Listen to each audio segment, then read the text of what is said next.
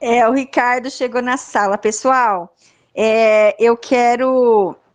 Monteiro, só um minutinho, por favor, tá? Eu quero apresentar para vocês o Ricardo Rovenan. Ele é o jornalista do Bunker, o jornal Bunker. O Ricardo, para quem todo mundo conhece, eu tenho certeza que todo mundo já ouviu falar.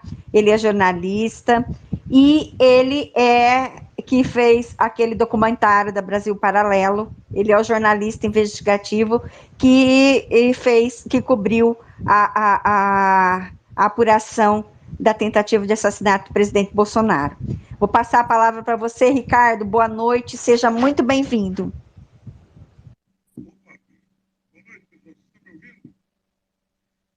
Não, tá muito baixo, Ricardo. Não estou te ouvindo, não. Peraí. E agora, estão ouvindo? Pronto, Agora já sim, saiu. agora perfeito, Ah, tá. Não, é perfeito. que Boa tá. noite. Boa noite. Aqui essa capinha do celular aqui, ela tem uma armadilha. Ela tem uma borrachinha que vai justo embaixo do microfone. Eu não tinha esquecido Ah, disso. E aí, sem problemas. pessoal, boa noite. Obrigado pelo convite aí, né, pessoal? Vocês me trataram com tanto carinho aqui, tô até. Não, não é. Você merece, você merece. Você é muito querido, você é um profissional que aqui todo mundo admira. A gente agradece muito a sua participação, as pessoas estão aqui para te ouvir. É, eu gostaria, Ricardo, que você falasse para o pessoal sobre o trabalho, um pouquinho sobre o trabalho que você faz no bunker, que você comentasse sobre o trabalho que vocês estão fazendo lá, você e o Rogério. Ah, sim, olha, no bunker a gente faz jornalismo diário, né? A gente comenta notícias, faz análise, faz crítica. É, Enfim, é o jornalismo padrão ali. Só que a diferença é que a gente resolveu falar tudo o que tem que ser dito, né? Porque é, se você não pode mais falar e você assume essa intimidação que está sendo feita com as pessoas, vocês estão até falando de um assunto muito interessante agora, estou aqui acompanhando, que foi o caso dessa pandemia, né? No caso dessa pandemia, a gente percebeu, assim, de forma inescapável, um verdadeiro abuso, né, que aconteceu de, um, de uma aliança entre a grande mídia, né, e o poder público. O pessoal definiu coisas, né? Por exemplo, você chega no Supremo hoje, tem lá, Agenda 2030, né, que eles estão implementando. Alguém de vocês foi consultado se você quer Agenda 2030? Não. Por algum acaso, algum tribunal é legislador para fazer isso? Não. Então, de onde veio essa ordem que eles colocam como se fosse uma necessidade de implementação acima da própria democracia, acima da necessidade de consultar as pessoas sobre esse tipo de ordem? E dessas mesmas raízes vai sair as questões de saúde pública, né? É, que simplesmente foram votadas com pessoas que não passam de advogados usando toga. E, e a população tomando porrada no lombo. Né? Você vê na época que assinou aquela portaria interministerial de número 5, Sérgio Moro, junto com Mandetta. E, de repente, as polícias militares tendo que dar porrada no cidadão, né, que não cumprisse determinadas normas ali, determinados mandos ou desmandos, não sei bem como classificar isso. O fato é que nem só de pão vive o homem, né? Como diria Jesus ali. O fato é que é o seguinte: você não pode acreditar que a publicidade é a verdade. Né? Muita gente hoje cai na armadilha, sobretudo o pessoal da esquerda, cai na armadilha da pós-verdade. Né? Não importa o que, para eles não importa o que é real, o mundo real, que está acontecendo, né, na verdade. Importa o que a imprensa fala e a sensação que causa nas pessoas.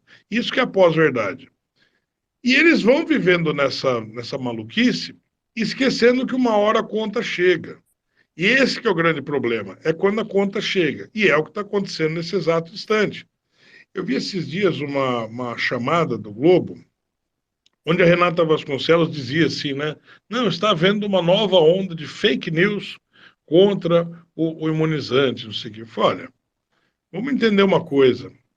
Por um acaso do destino, a, a dona Arlene Ferrari ela é fake, não aconteceu o que aconteceu com o filho dela, né? Porque a esquerda saiu em peso, batendo na mulher, dizendo que ela estava usando a morte do filho para se promover. Eu conheço a dona Arlene Ferrari, eu ouvi as lágrimas dela, eu fiz uma matéria com ela. A coisa foi, aquela mulher foi, aquela matéria foi de cortar o coração, aquele negócio me arrebentou. Fazendo aquela, a gente absorve muito do que você está vendo. Você vê uma mãe chorando porque o filho não tinha nada. O filho dela tinha um estado de saúde perfeito, praticava esporte, etc e tal. Após tomar aquele medicamento, teve um caso de trombose. E o trombose tem aquele tipo de TTI, né? Eu não vou me recordar agora a especificação médica. Mas o filho dela veio a óbito por causa disso.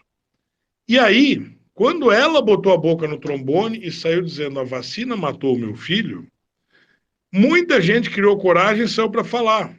E ela, na época, começou a juntar essas pessoas. E o grupo de pessoas que foi se formando era tão grande que não dava mais para a imprensa esconder.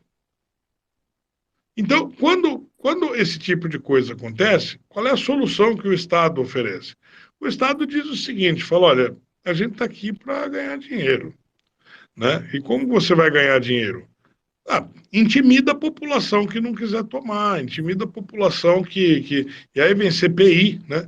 Você imagina só, pessoas, cidadãos de bem na mira de homens como Renan Calheiros, Omar Aziz, como você está olhando ali o senador Humberto Costa. Humberto Costa, para quem não sabe, ele foi estrela de uma investigação da Polícia Federal chamada Máfia dos Sanguessugas, né?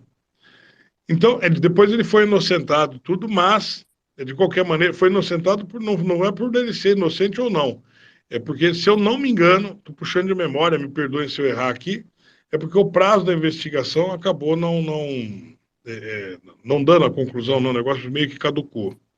Agora, você vai ver essas situações todas acontecendo e a população, né, a população tendo que ser submetida a uma pressão de uma espécie de polícia ideológica ou polícia mercenária que vai usar a imagem das pessoas inocentes para tratá-las como bandidos. Quem que é a polícia? São os homens fardados hoje? Não, é a imprensa. Eles estão sendo usados como porrete desse pessoal do Estado para bater no cidadão. É essa que é a verdade. É uma extensão do Departamento de Publicidade e Propaganda dos partidos vermelhos para acabar com a vida do cidadão, do seu José, da dona Maria, das pessoas mais simples, mais humildes. Né? Imagina, a pessoa assistindo a programação da Rede Globo, assistindo a programação dessa turma toda, e, de repente, na época, tinha lá o prefeito de São Paulo, Bruno Covas, para quem lembra do feito, ele cavando, né, covas e mandando aumentar o número é, é, o número de vagas no cemitério, né? Uma situação de uma pressão psicológica sobre o cidadão. Tem coisas que eu não posso falar quando eu estou ao vivo, né? São palavras que são proibidas no meio do jornalismo, como, por exemplo, suicídio. Mas você imagina a quantidade de pessoas que acabaram fazendo isso. Por quê? O cidadão ele não aguenta essa pressão. O cidadão, ele está ali, ele pode se indignar às vezes. Ah, o cara está dentro do carro, fala com a mulher, fala, olha, o que está acontecendo aqui, fala no escritório, fala na lanchonete na hora que está tranquilo, não sei o quê. Mas ele não é alguém acostumado a ter a imagem dele exposta numa Rede Globo de televisão no horário nobre, com 70 pontos de audiência aí, né? E o Brasil inteiro vendo a cara dele, ele sendo chamado de bandido, e o cara entra em pânico. O grande lance disso tudo é que a gente está vivendo um momento especial agora. Por quê? Porque a conta, porque a fatura está chegando, né? A gente passou por todo esse problema, todo mundo foi avisado, houve uma grande discussão, muita gente foi calada, né? Muita gente foi calada, a força, inclusive, foi perseguida, e o jogo virou. Né? Você vai ver que aquelas informações que foram praticamente proibidas de serem veiculadas, agora elas são obrigatórias de serem veiculadas. Né? Você vê aí essa matéria que saiu esses dias da Revista Oeste, falando aquilo que a dona Arlene Graff já estava falando naquele tempo lá e sendo calada. A conta do Twitter dela foi derrubada, né? Entre outras coisas que aconteceram. Ah, você vai ver que quem comprou a briga dela na grande mídia naquele tempo foi a turma da Jovem Pan, né? Foi o Augusto Nunes, foi o Guilherme Fiuza, foi a Ana Paula Henkel e etc. Só que essa turma toda, que foi bastante perseguida por aquela trupe da esquerda, não estava errado, né? Não estava errado. Como é que a gente vai, então, lidar com essa situação toda hoje? Hoje, o cenário deles é muito ruim. O cenário deles é muito ruim. Porque, sobretudo, você vai ver que os inimigos daquela época são os inimigos de hoje. E são inimigos da população, né? Você imagina, por exemplo, quem que estava por trás de tudo naquela CPI? Olha, para mim é óbvio, na minha opinião, é óbvio que era o Lula, né? Essa era a intenção dele, era uma comissão parlamentar de inquérito feita para perseguir o nome do Bolsonaro numa época em que não se faz CPI. Nenhum presidente enfrentou CPI naquela época, naquele mesmo momento, né? Só o Bolsonaro enfrentou isso. O Bolsonaro enfrentou duas CPIs e saiu vitorioso. É, no caso dessa CPI do Covid, teve todo esse cenário onde tudo levava a crer, todos os indícios apontam que o Lula que estava por trás daquele jogo político todo. Você viu, inclusive, teve momentos ali do Renan Calheiros a gente tirar foto com o Lula, né, e etc. Bom, tá ok. E você fala, o que você tira disso? Você tira o seguinte, hoje, né, o Lula está indo para a China, conseguir uma grana, né, pelo fundo da Amazônia, né, que a China vai oferecer para ele, uma grana bem alta, é, e ele não vai ter opção de usar essa grana senão na compra de consciências, né, um repeteco da ação penal 470, um mensalão. Por quê? Porque ele não tem nada a oferecer. Politicamente falando, não tem nada a oferecer e tem uma população que está nas vésperas de sair na rua para pedir a queda do sujeito. Ele está morrendo de medo disso. Por quê? Porque já tem motivo suficiente para pedir impeachment dele, já tem quórum suficiente na Câmara, no Senado, para pedir o impeachment dele, e já tem e a população está a um estalo de dedo de ir para a rua. Se juntar a fome com a vontade de comer, quer dizer, juntar a população que já está com vontade de ir para a rua, com os motivos jurídicos da Câmara e do Senado para pedir impeachment dele, acabou o governo Lula. Ele não segura essa onda e ele sabe disso. É por isso que ele está indo lá fora agora buscar alguma forma de trazer grana para cá para poder comprar consciências ali, comprar apoio, porque ele não tem nada, mas ele não tem nada além de compra de apoio dentro o Lula vê a Câmara e o Senado como uma espécie de banca de serviços, que ele chega ali, paga alguém, a pessoa faz o que ele quer. Só que não está funcionando desse jeito, né? Existe, de fato, um resquício do governo Bolsonaro ali dentro, que é um grande calo no pé dele, né? Bom, essas, entre outras coisas, você tira disso tudo algumas coisas boas. A primeira delas é que, não importa o que façam, a conta vai chegar. O sujeito que fez a maldade lá atrás, essa maldade vai ser cobrada dele, como está acontecendo agora, né? Os casos de vacinação que não resultaram em bons resultados de saúde, que causaram problemas e até mortes, esses casos vão ser todos cobrados. Não tem como esconder isso daí para sempre. E esses casos já começam a se tornar um problema mundial, não é um problema local, né? E a segunda coisa é que toda política feita em cima desse tipo de coisa, em cima desse tipo de problema, ela também tende a chegar à sua própria conta no ambiente político, né? Então, não há mal que para sempre dure. Essa é a parte boa disso daí tudo, né? Eu vejo de forma bastante positiva. Desculpa, pessoal, me alonguei aqui, falei mais que a mulher da cobra aqui. Não, Estou fica aqui com tranquilo, vocês. Ricardo, é Imagina, sempre um prazer te a gente ouvir. chamou para isso Né? mesmo. É isso aí, Ricardo. É para você. Estou aqui, pessoal. Vou ficar quieto um pouco, porque eu fui Ricardo, é tomar um para copo você de ouvir. água. Não, não. É, Tá, o Ricardo, eu vou abrir para o pessoal aqui que quer te fazer pergunta, tá bom? pode A dona perguntar. Leda, querida, que subiu, seja bem-vinda, dona Leda, e depois o John, tá bom, John? À vontade. Aliás, eu quero te apresentar depois o John, que é um ativista e lutador, batalhador pelas vacinas. Ele está contra o experimento, né? E depois eu quero falar com você, inclusive, a respeito do John. Dona Leda, seja muito Oi, Cris, bem-vinda. obrigada. Boa noite a todos. Cláudia. JK, querido, tudo bem? Como é que você tá? Ricardo, eu te acompanho desde a época do NQC, com o Mauro Fagundes, com a Ferronato. Adorava o programa de vocês. E Obrigado. você fez uma preleção que eu gostei bastante. Eu queria só te fazer uma pergunta. CPI sai ou não sai? A CPMI, que era para ter sido aberta entre o dia 11 e o dia 15, já não vai ser. A previsão, sua dizan, é dia 18. E aí?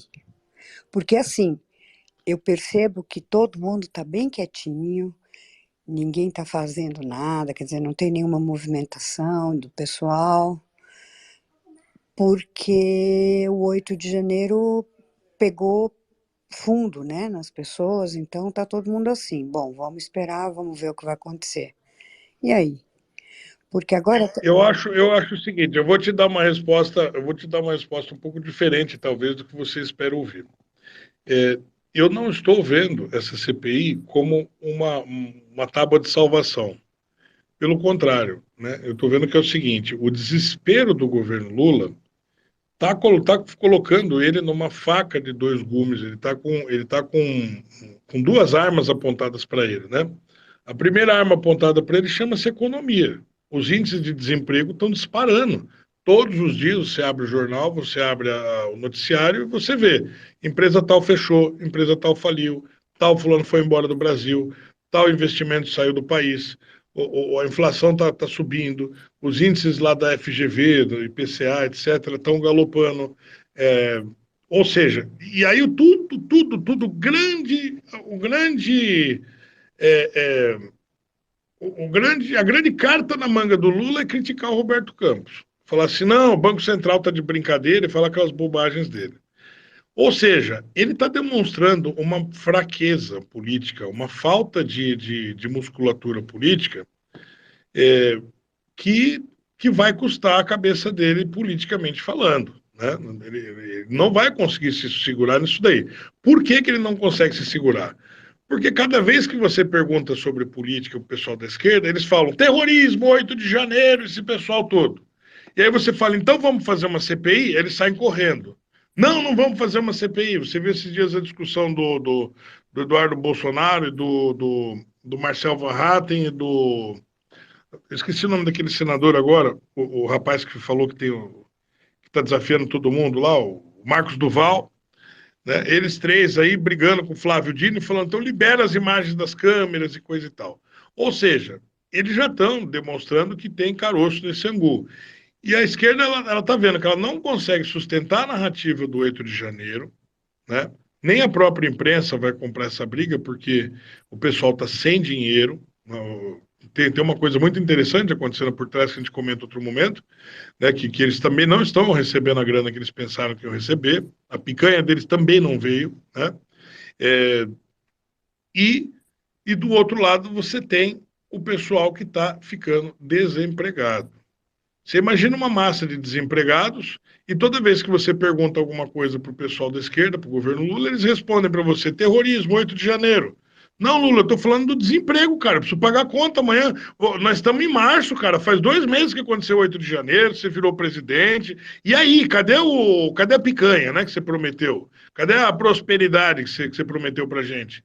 E ele vira na maior disfarçatez e fala: não, o Roberto Campos é que é o problema. Quer dizer, a população não é idiota. Isso que eles estão fazendo é um insulto à inteligência das pessoas, né? E essa conta não está fechando. Ele está vendo que a margem de manobra política dele é muito pequena.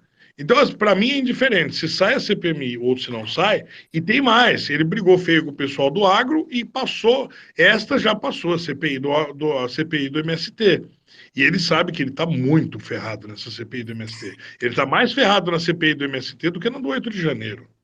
Eu concordo Então, com você, eu acho que está certíssimo. Só que é o seguinte, nós vamos ver a derrocada do país para ter razão e para ir eventualmente chegar no ponto de ter salada de chuchu no menu, ao invés de lula de aperitivo. Nós tivemos lula de aperitivo, vamos ter salada de chuchu no menu principal.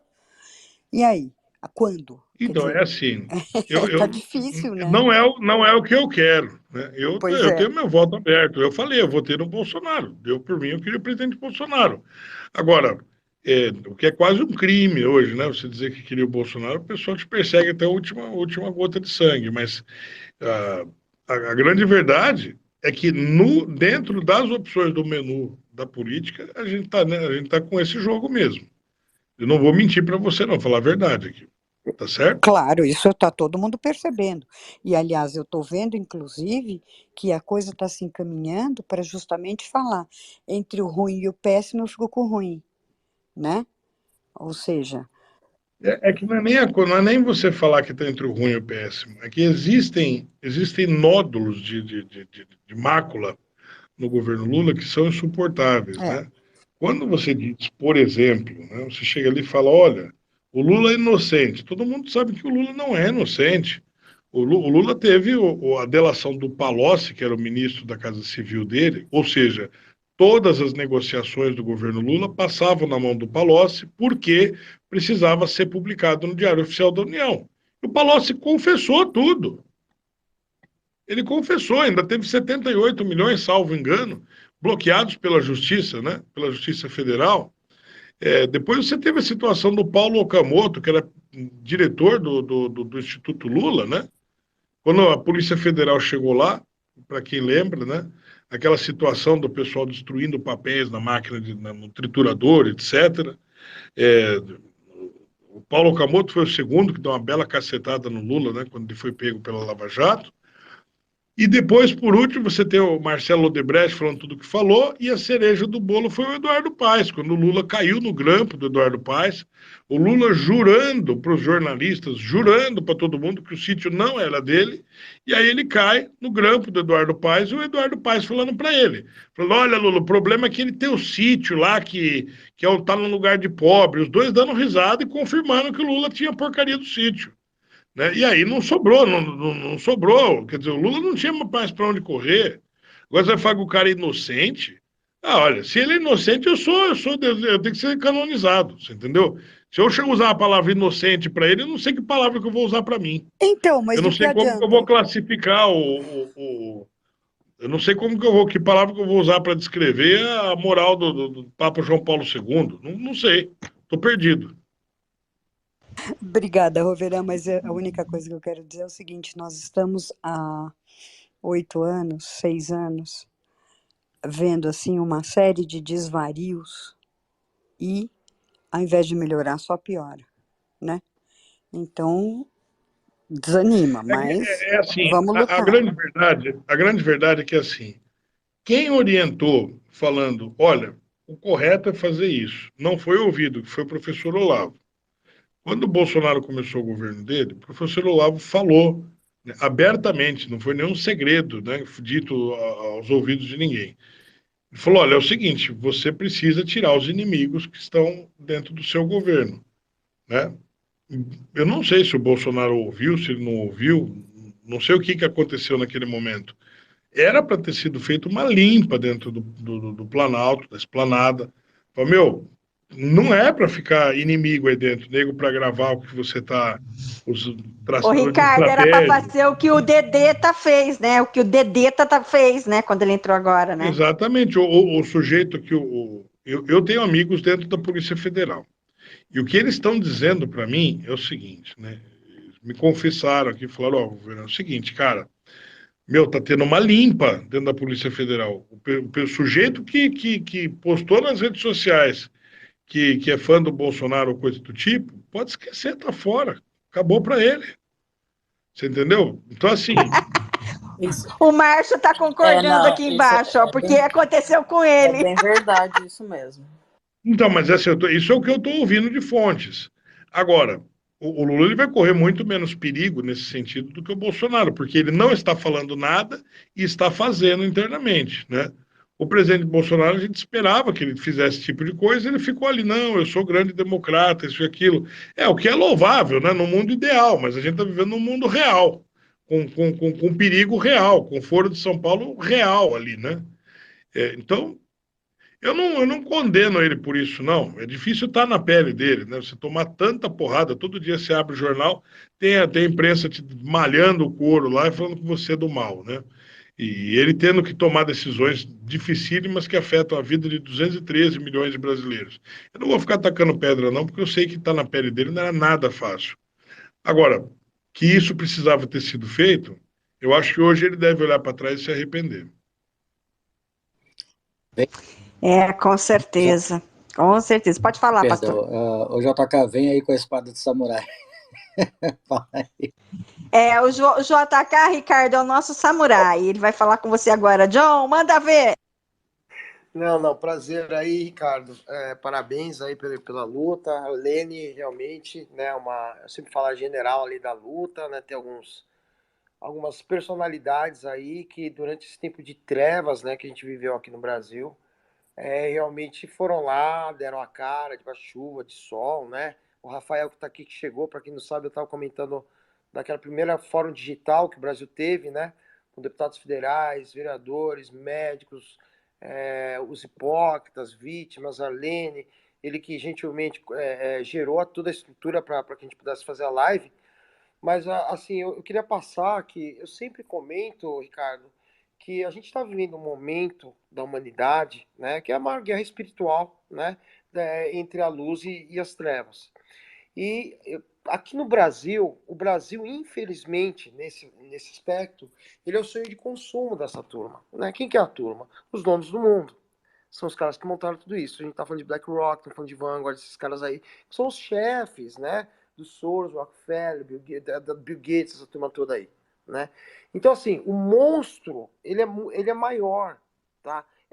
Assim, na minha visão, né? Enquanto a gente ficar o Brasil só direita, esquerda, de esquerda, esses caras estão engolindo a gente, eles estão andando de braçada, né? Os caras estão montando cidade chinesa no Brasil, os que só adentra, tá certo?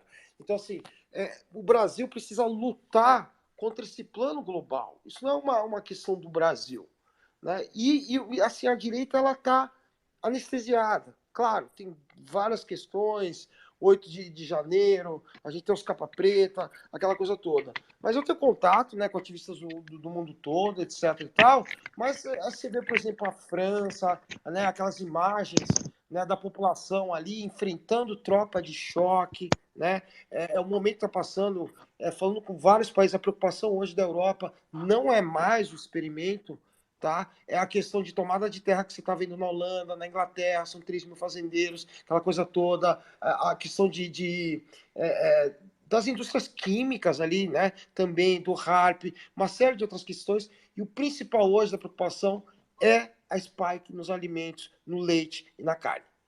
E essa é a maior preocupação, né? Porque eles não conseguiram colocar na resistência, vamos chamar assim, mas eles vão tentar o tempo todo. Aí você vê esses aviões aí de chemical rodando já fazem décadas aí. O que esses caras estão soltando, né? Então, assim, gostaria também de convidar você, e, enfim, Brasil Paralelo, vai ter uma audiência pública lá em Bruxelas, agora no dia 3. Vai ser a primeira audiência pública nossa, assim, do nosso lado, com todos os médicos, o Ryan, o Malone, o Pierre vão estar lá, né? Eu estou tentando ir para lá também. Talvez seja o dia mais importante da luta e da história, talvez da humanidade mesmo, porque as coisas lá fora, o bicho está pegando, é o que eu falei. Começou a caçar as bruxas. Então, a gente tem o Japão com 192 indenizações já do governo, já tem 3 mil na fila. Você tem uma Alemanha com 186 processos. Você pega qualquer país da Europa, 70, 40, 50 famílias que estão montando ações coletivas.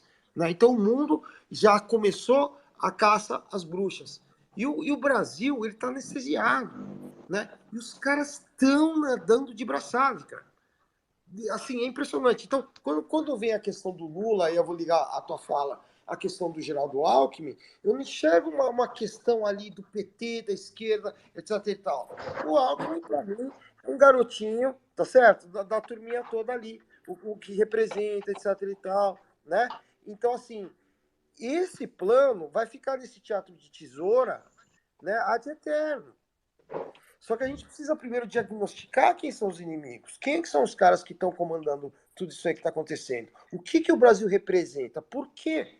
Né, que esse pessoal tem que vir desesperado colocar a mão. Por quê? Porque eles querem a Amazônia, porque a gente tem os minerais, a gente tem outros recursos, a gente tem água potável e etc. E tal, né? E por que o Brasil teve a campanha, uma das mais fortes, vamos tirar a Austrália, porque a Austrália hoje já não dá dose de reforço para menos de 50, criança de 6 anos não inocula. Vamos pegar o Canadá, que você vai entrar no site do governo, as taxas de 0 a 4 anos é 1%. Né? Você vai pegar esses países que tiveram os regimes mais draconianos, mas eles pararam, eles não estão fazendo esse tipo de campanha, não foram para a quinta dose, aboliram. E por que o Brasil é o único país do mundo que continua nisso? Né? Qual que é o nível, qual que é o gol, a meta que esses caras têm? Porque, na minha opinião, é óbvio, isso está claro, isso foi dito por todos esses caras que fizeram, é uma despopulação. Só que o Brasil, quando eu tive com o Gert von Bosch, lá em Viena, falou, John, o Brasil vai demorar um pouquinho para despertar. Só que quando despertar, vocês têm um grande problema. Quantidade de jovem, criança, etc., o volume de pessoas que inoculou. E o sistema de saúde, daqui você sabe bem como que é, vai ser uma catástrofe. Uma catástrofe.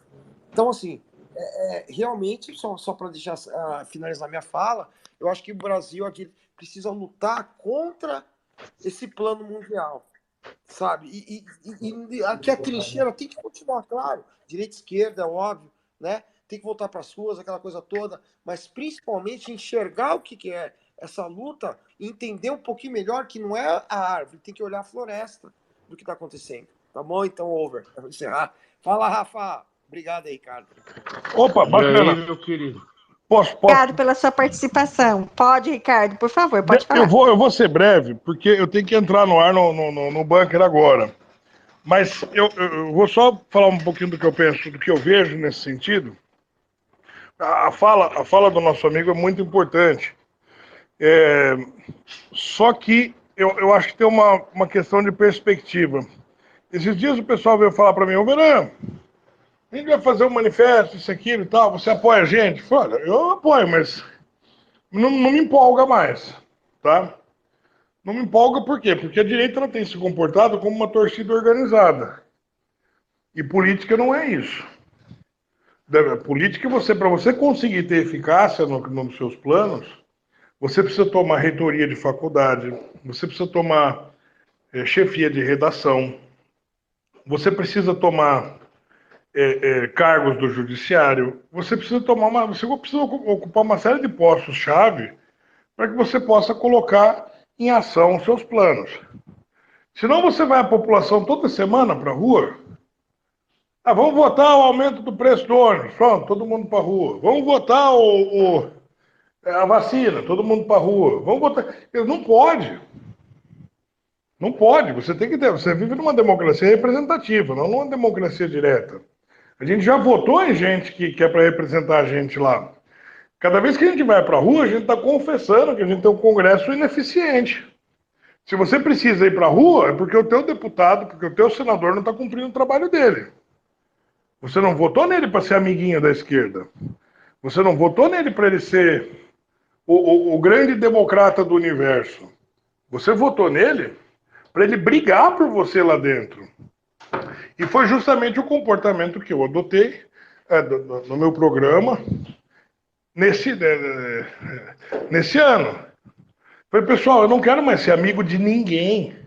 Ninguém dentro da política. Nenhum deputado, nenhum senador. Esses caras precisam de cobrança. A gente precisa chegar lá e cobrar ele, porque senão a gente vai ficar mais 4 anos indo pra rua toda semana. Entendeu? Toda semana indo pra rua de novo. Tá certíssimo, Ricardo. Você tá coberto de razão. Eu fiz um tweet sobre isso. Acho que é o último tweet meu é sobre isso aí. É exatamente isso, cara. Não adianta. Eu tenho chegado ali e dado broncas pesadas. Falei, escuta, o Haddad vai lá fora, confessa, né, o que ele está fazendo, que não compra produtos que a classificação dele para montar a licitação passa por um filtro ideológico, isso é crime.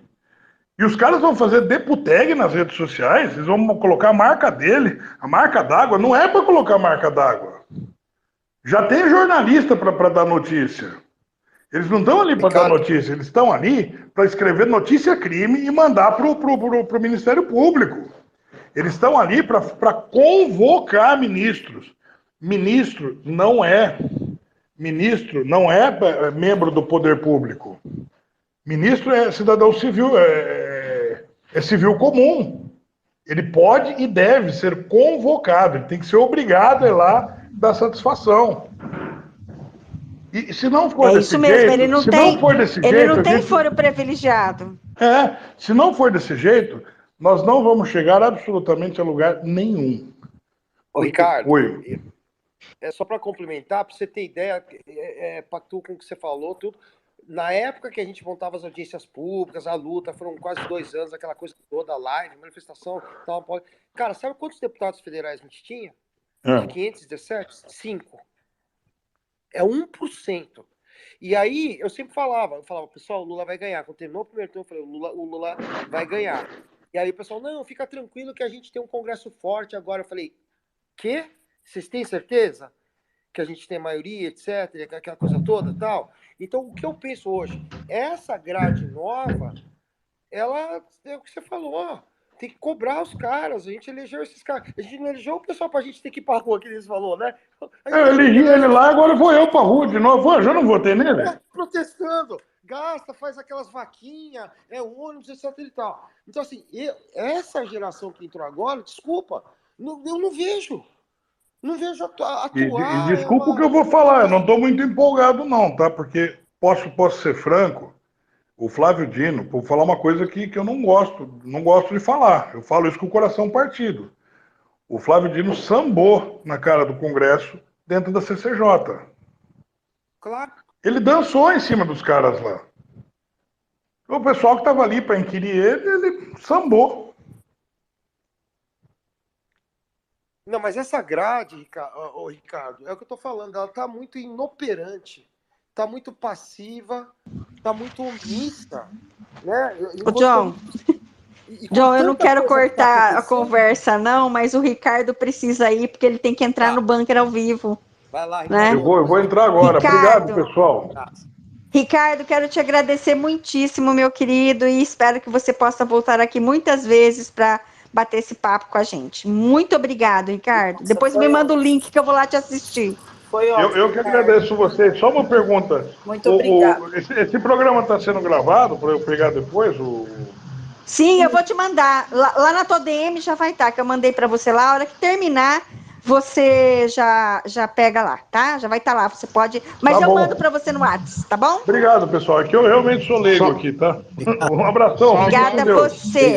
Obrigado você, um abração e muito obrigado. Gente, vocês estão me ouvindo? Eu entrei por causa do Ricardo e do JK, do John, que é meu amigo aqui, os dois. Saudade de você, Ricardo. Forte abraço, sucesso aí no canal aí. Quero seu crescimento, hein, irmão. Vai lá, forte abraço. Abração, Deus abençoe vocês todos. Aliás, eu quero pedir para vocês que estão na sala, que sigam o canal do Ricardo no YouTube, aqui no Twitter também, tá? O canal deles, ele tem o canal no YouTube, ele vai entrar agora ao vivo. Ele faz, geralmente, ele faz três lives por dia, né? Mas ele tá com os problemas, porque o Rogério Nubor, que trabalha lá junto com ele, que compartilham as notícias, o Rogério tá com problema com o pai, que tá com problema de saúde, e eles estão aí fazendo uma vez só por dia. Mas o trabalho do Ricardo, não preciso nem falar, que é impecável. Cris, desculpa cortar você, Cris. Quem não conhece o Ricardo estava no comecinho ali do Terça Livre, e ele é o cara que corria atrás das notícias, é o editor do negócio. Ele era um cara muito importante ali dentro. Eu conheci o Ricardo, inclusive pessoalmente, eu conheci ele pessoalmente no CIPAC 2019, em São Paulo. É um cara super incrível, E aqui Ô, Rafa, eu sou suspeita de falar porque eu sou fanzoca dele, sabe? ele, o Paulo Henrique Araújo, muito amigo meu. Aliás, a galera todinha do Terça Livre ali, eu tenho muita amizade com todos eles. E desde o começo ali eu fiz amizade com eles. E esse John aí, que tá, esse japonês aí, sem vergonha. Pensa num cara que eu gosto, cara. Esse cara é incrível. Esse toma o Ô, nome aí. Rafa, o John é um japonês do Paraguai, É falsificado. pior que é, viu? Pior que é isso aí mesmo. Só que esse Ô, cara Rafa, quem que junta não aqui te na fez conhece? muita coisa junto. Hã? Quem que não te conhece? Você é Eu uma não sei. O pessoal figurinha aqui que tá carimbada. aqui. Você conhece, Eu faz conhece... tempo, tem um ano que eu não entro em sala dessa aqui. Eu comecei a passar muita raiva nessas salas. E hoje eu vi aqui o John aqui e vi. Quem tá mandando mensagem agora é a Gabriela Rodarte, vereador de Goiânia. Eu vou sair para ouvir a mensagem dela aqui. Cara, falar para vocês, eu peguei nojo dessa sala, você me desculpa. É muita conversinha mole, pouco assunto, não resolve nada. Nada. Mas aí hoje eu vi esses dois amigos meus, falei, vou entrar um Ô, pouquinho aqui, conversar Rafa, com o pessoal. seja muito bem-vindo aqui à Sala Brasil Talking News. Nós fazemos um estilo diferente, porque eu sinto a mesma coisa que você. O Space está precisando passar por uma remodelagem, que eu digo o seguinte, sabe, Rafa? As pessoas, ser de direita é mais que uma opção política, é também um estilo de vida.